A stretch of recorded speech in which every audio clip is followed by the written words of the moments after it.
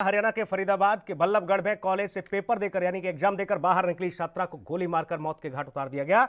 मामला बल्लभगढ़ का है, जहां पर दिन दहाड़े छात्रा की हत्या को अंजाम दिया गया। जी हां, कार सवार आरोपी फरार बताए गए। मामले में पुलिस ने एक आरोपी को हालांकि गिरफ्तार कर लिया है। बताया जा रहा है कि छात्रा बल्लभगढ़ के अग्रवाल कॉलेज में एग्जाम देने आई थी और जब एग्जाम देने के बाद बाहर निकली तो अब ये कार जो साफ तौर पर आप तस्वीरों में देख सकते हैं, इसी कार में सवार एक युवक ने उसे गाड़ी में जबरदस्ती बैठाने की कोशिश की।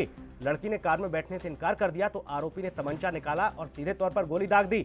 ये पूरी वारदात वहां लगे सीसीटीवी कैमरे में कैद हो गई है। हालांकि पुलिस ने कार्रवाई करते हुए एक आरोपी को गिरफ्तार कर लिया है, लेकिन इस वारदात ने प्रदेश की कानून व्यवस्था पर सवाल खड़े कर दिए हैं। हाईटेक सिटी मानी जाती है फरीदाबाद से सटा हुआ बल्लभगढ़, जहां पर दिन दहाड़े इस हत्याकांड को अंजाम दे दिया जाता है।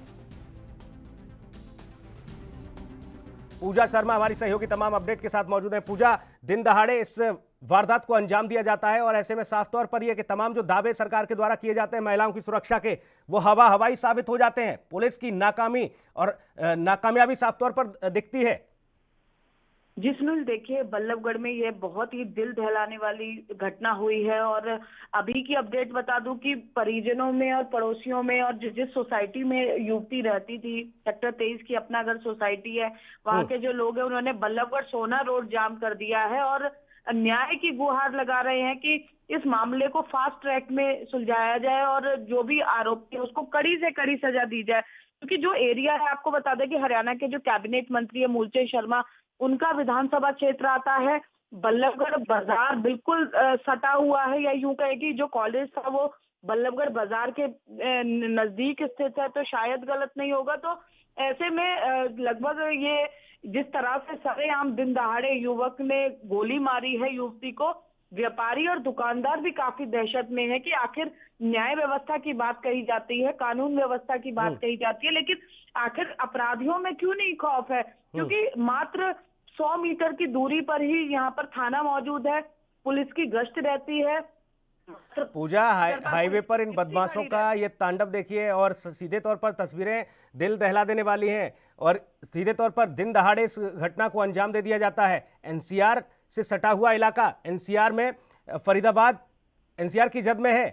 फरीदाबाद, गुड़गांव और बाकी जो तमाम राज्य के जो ऐसे हाईटेक शहर, यहाँ की कानून व्यवस्था तो बेहद चाक चौबंद और चुस्त दुरुस्त बताई जाती है, लेकिन अपराधियों के हौसले इस कदर कैसे बुलंद हो जाते हैं? क्योंकि साफ तौर पर पुलिस की लापरवाही दिखती है।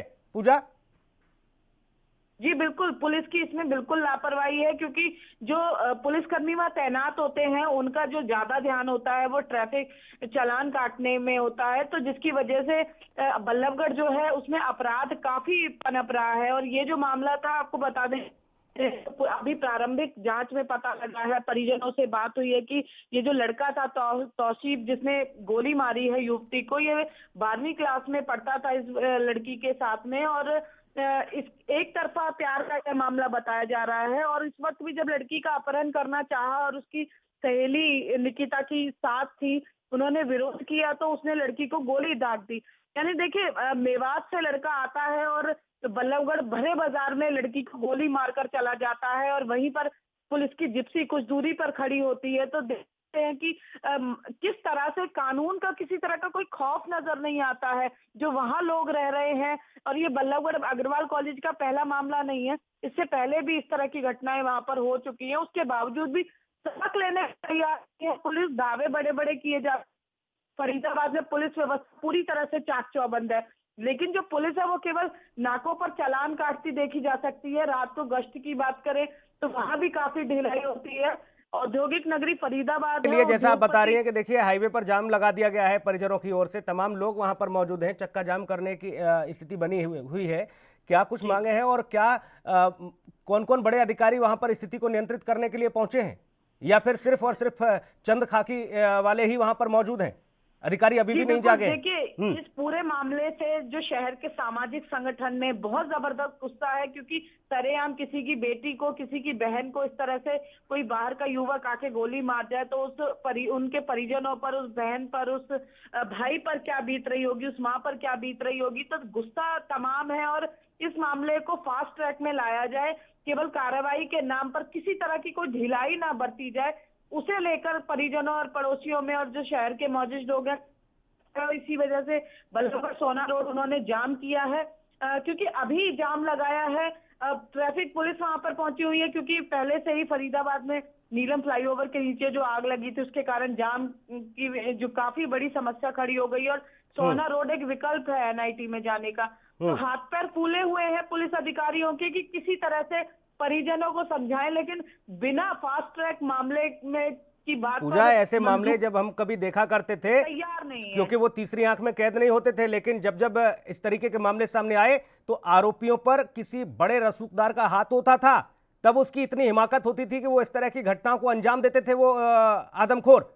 लेकिन ऐसे में ये जो लड़का बताया जा रहा है 12वीं में पढ़ता है, और जहां से आप बता रही हैं कि राज्य के दूसरे शहर से वो फरीदाबाद पहुंचता है, उसकी हिम्मत देखिए, उसकी हिमाकत देखिए, दिन दहाड़े हाईवे पर कॉलेज से निकलने के बाद उस छात्रा को अगवा करने की कोशिश करता है, और जब वो कार में नहीं बैठती तो गोली मार देता है सरेआम। हौसले देखिए इन लोगों के किस तरह से बुलंद हो रहे हैं। पूजा जी बिल्कुल सुनील, देखिए ये लड़का जो है 12वीं में फिलहाल नहीं पढ़ता है, 12वीं में इस लड़की के साथ पढ़ता था, और उस वक्त से ही इस लड़की के को लेकर उसके मन में जो फीलिंग्स थी। लेकिन लड़की जो है क्योंकि लेफ्टिनेंट बनना चाहती थी, देश की सेवा करना चाहती थी, तो उसका सीधा फोकस अब बड़ी होनहार छात्रा बताई जाती थी। और मैं बता दूं कि पुलिस कमिश्नर बार बार जो है प्रयास कर रहे हैं पुलिस की छवि को सुधारने का, लेकिन ग्राउंड लेवल की यदि बात करें तो पूजा, आपको याद होगा हरियाणा से ही शुरुआत हुई थी बेटी बचाओ बेटी पढ़ाओ आंदोलन की जी देश में, और बेटी बचाने के साथ साथ बेटी पढ़ाने, अब बेटी पढ़ना चाहती है तो बच कैसे पाएगी इन दरिंदों से, यह बड़ा सवाल हो जाता है। पूजा बिल्कुल, देखिए ये बिल्कुल आप बिल्कुल ठीक कह रहे हैं सुनील कि बेटी बचाओ बेटी पढ़ाओ का जो नारा हरियाणा सरकार ने दिया था पूरी तरह से निरर्थक साबित हो रहा है, क्योंकि बेटियों को अब स्लोगन लोग इस तरह से एक व्यंग्यात्मक तरीके से लेने लग गए हैं कि बेटियों को इन हैवानों से बचाने की जरूरत है। बिल्कुल पूजा, जो पुलिस जाहिर तौर पर जो परिजन मांग कर रहे हैं कि फास्ट ट्रैक कोर्ट में ये मामला चलना चाहिए और इन हैवानों को, इन दरिंदों को सीधे तौर पर फांसी के तख्ते पर लटकाना चाहिए। ऐसे मामले में चूंकि यहाँ साक्ष्य मौजूद हैं, यहाँ प्रमाण मौजूद हैं, इसमें किसी तरह की कोई अतिशयोक्ति नहीं है।